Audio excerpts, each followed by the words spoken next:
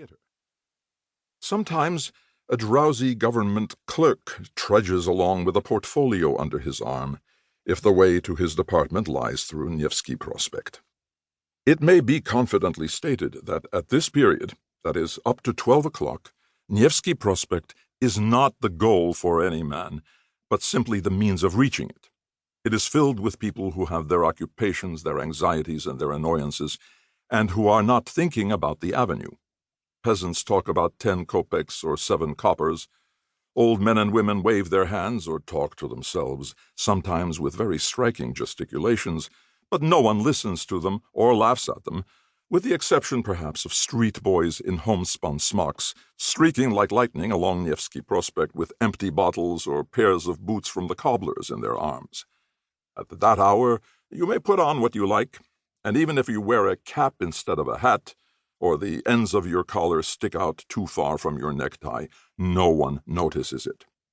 At 12 o'clock, tutors of all nationalities descend upon Nevsky Prospekt with their young charges in fine cambric collars.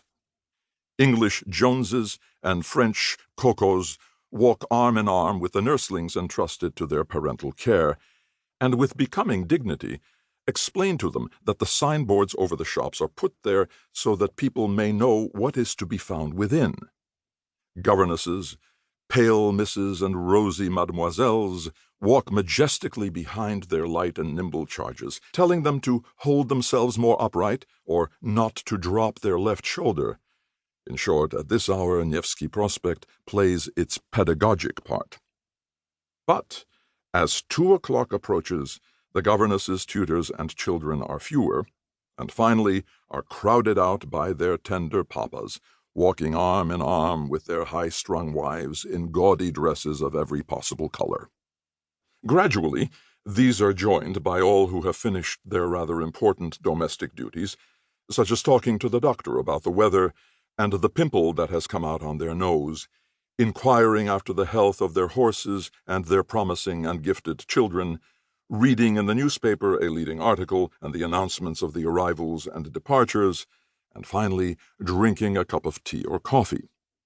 They are joined, too, by those whose enviable destiny has called them to the blessed vocation of clerks on special duties, and by those who serve in the Department of Foreign Affairs, and are distinguished by the dignity of their pursuits and their habits.